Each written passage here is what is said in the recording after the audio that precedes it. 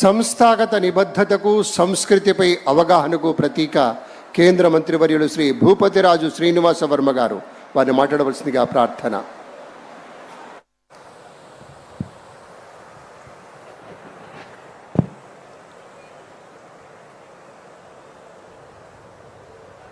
భారత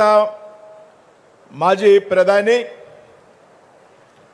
ఈ దేశంలో రాజకీయాలకు అతీతంగా ప్రతి ఒక్కరూ కూడా గర్వపడాల్సినటువంటి వ్యక్తి, గౌరవించాల్సినటువంటి వ్యక్తి, భరతమాత ముద్దు బిడ్డ, భారతరత్న అటల్ బిహారీ వాజ్పేయి గారి యొక్క కాంస్య విగ్రహ ఆవిష్కరణ సందర్భంగా జరుగుతున్నటువంటి సభకు అధ్యక్షత వహించినటువంటి మిత్రులు, రాష్ట్ర బీజేపీ అధ్యక్షులు శ్రీ పివిఎన్ మాధవ్ గారికి, అదేవిధంగా నవ్యాంధ్ర నిర్మాత, అంధకారంలోకి నెట్టివేయబడిన ఆంధ్రప్రదేశ్ను అభివృద్ధి పదంలోకి నడిపిస్తున్నటువంటి ప్రీతమ ముఖ్యమంత్రి శ్రీ నారా చంద్రబాబు నాయుడు గారికి, మధ్యప్రదేశ్కి దాదాపు 20 సంవత్సరాలకు పైగా ముఖ్యమంత్రి చేసి అక్కడ ప్రజలచే ఆప్యాయంగా మామాజీ అని పిలుచుకొనిటువంటి కేంద్ర వ్యవసాయ శాఖ మంత్రి శ్రీ శివరాజ్ సింగ్ చౌహాన్ గారికి, కేంద్ర మంత్రివర్యులు మిత్రులు పెమ్మసాని చంద్రశేఖర్ గారికి, వేదిక మీద ఆశీనులైనటువంటి ఇతర రాష్ట్ర మంత్రులకు, ప్రజాప్రతినిధులకు అందరికీ కూడా హృదయపూర్వక నమస్కృతులు తెలియజేస్తున్నా. ఆవిష్కరణ సందర్భంగా హాజరైనటువంటి అశేష ప్రజానీకానికి నమస్కృతులు తెలియజేస్తున్నా. మిత్రులారా,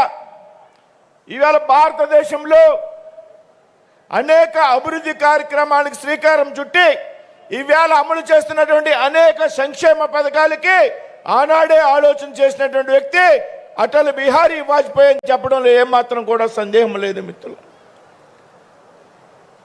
ఏదైతే ఈవేళ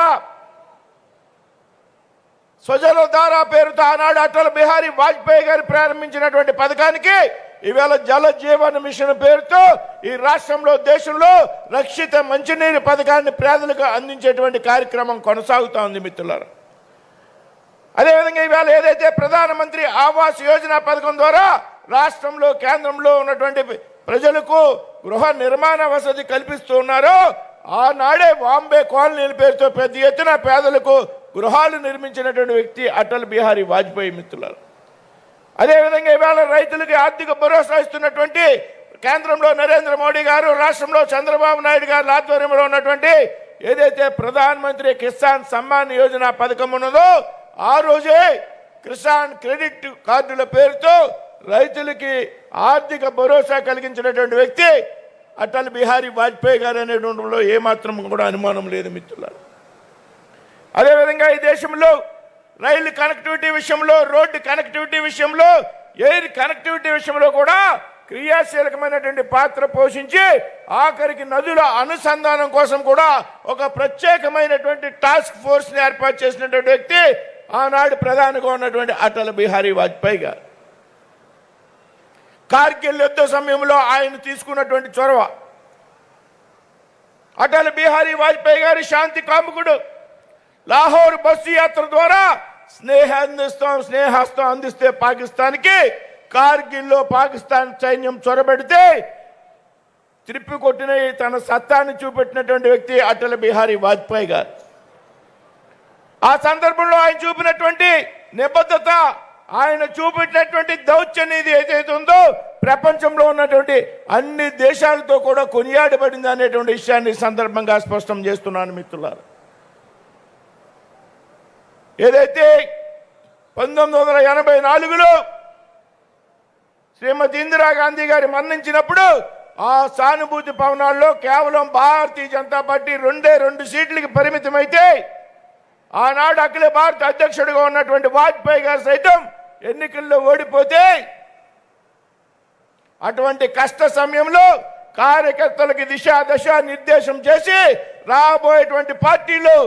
భారతీయ జనతా పార్టీని కేంద్రంలో అధికారంలోకి వస్తుంది అని ఆనాడే కార్యకర్తలకు స్ఫూర్తినిచ్చినటువంటి వ్యక్తి, కార్యకర్తలకి ధైర్యాన్ని ఇచ్చినటువంటి వ్యక్తి అటల్ బిహారీ వాజ్పేయి గారు అనడంలో ఏమాత్రం కూడా సందేహం లేదు. మిత్రులారా, ఈ దేశంలో రాజకీయ విశ్లేషకులు అవహేళన చేశారు. భారతీయ జనతా పార్టీ చరిత్ర క్లోజ్ అయింది, భారతీయ జనతా పార్టీ దుకాణం మూసివేయాలి అని అవహేళన చేస్తే ఈ పార్టీ కార్యకర్తల కృషి కారణంగా ఏదో ఒక రోజు అధికారంలోకి వస్తుందని చెప్పినటువంటి వ్యక్తి అటల్ బిహారీ వాజ్పేయి గారు. అంతేకాదు సంకీర్ణ రాజకీయాలకి శ్రీకారం చుట్టి ఈ దేశంలో సంకీర్ణ ప్రభుత్వాన్ని నడపడంలో మార్గదర్శకంగా నిలిచినటువంటి వ్యక్తి అటల్ బిహారీ వాజ్పేయి గారు. ఈనాడు భారతీయ జనతా పార్టీ కానీ ఎన్డీఏ మిత్రపక్షాలు కానీ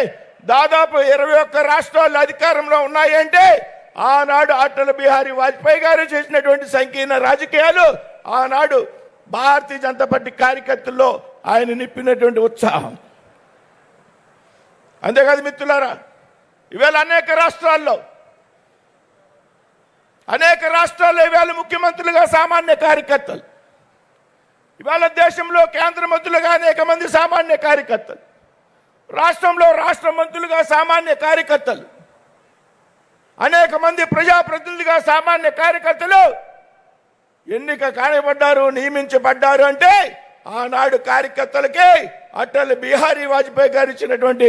ధైర్యం, స్ఫూర్తి అనేటువంటి విషయంలో ఏమాత్రం కూడా అనుమానం. 1999 నుంచి 2004 వరకు ఆయన ప్రధానమంత్రిగా కొనసాగినటువంటి సమయంలో ఎన్డీఏ కన్వీనర్గా ఉన్నటువంటి